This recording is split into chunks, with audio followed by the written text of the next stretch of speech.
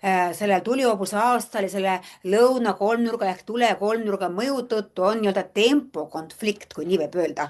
nii et see segadus tekib kogu aeg tema üle, see tempokonflikt võib viia ka väärtuslikkuse konfliktile, et kui asjad on tehtud kiirustades, siis need pole PÜHV järjedes enam väärtuslikud.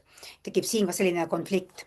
nii et seetõttu võib PÜHVel tunda ennast väsinuna. no kuule, kaua see pull siis käib, on ju, ta on nagu väsinud, tunneb survet kogu aeg, et ta peab midagi tõestama, ta peab tõestama, et ta oskab seda teha, ta teab seda asja, et ta on kasulik kas ühiskonnale, mingi protsessile või kasvõi siis perekonnal, on ju.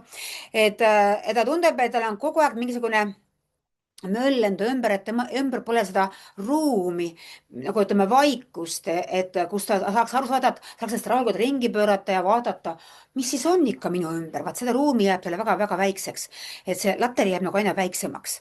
nii et ja mis on veel, kui PÜHVel hoiab liiga vanast kinni ja ta ei taha neid muutusi, no mulle ei meeldi need muutused, see oht on see, et siis need muutused teevad, ikkagi tulevad talle naksti vastu nina ja siis ta peab neid ikkagi ellu viima, et kui PÜHVel on valmis kohanema, siis tal on palju parem tunnetus ja tunneb ennast palju-palju paremini. nii et väga suuri põrkusi pole, ta lihtsalt julgem olla, äkki natuke nagu riskeerida, et noh, äkki ma teen mõnda asja kiiremini, äkki ma otsustan mõnda asja noh, kiiremalt, muidugi ütleme kvaliteedis mitte alla andmata, on ju. et ma lähen natukenegi tõstan tempot, ma ei lähe pane 110-ga, aga näiteks seda nüüd ütleme 70-ga, et ma ikka natuke olen nõus seda kiirust ka tõstma, see on väga hea. mis on veel, et ma suudan mingeid protsesse või asju nagu lihtsustada. ja kuna infot on nii palju, tempo on nii kiire, siis ajab ka tihtipeale väga palju kas tilulilu nende protsesside ja tegevuste ja emotsioonide külge, aga kui PÜHV suudab seda nagu puhastada ja öelda asju lihtsalt, see ei sobi, see just sobib ja miks see sobib ja miks see ei sobi, on ju, siis ta teeb asja palju lihtsamaks ja ka inimestele, kes on väga segaduses, nagu mõistetavamaks parumine ka, et ära muuda oma põhiväärtusi. ole ikka olemuselt, põhiolemuselt sama, aga sa oled natukene liikuvam ehk natukene kohanevam. nii et kui vaja, muuda mingit oma asja esitlust, muuda natuke oma sõnavara, aga see põhiolemus ikkagi jääb nagu samaks, on ju nii.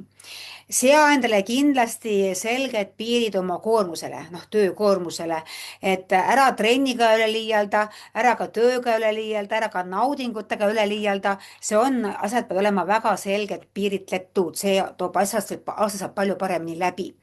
siis, mis veel, et tee koostööd tuleenergias ja puuenergias inimestega, siis sulle meeldib nende ideelisus, ideed, nende mõtted ja sa oskad neid panna väga ilusasti nüüd kasvama ja idanema ja rahulikult neid hooldada ja oodata, millest neist tulevad suured väärtused, see on suur-suur pluss.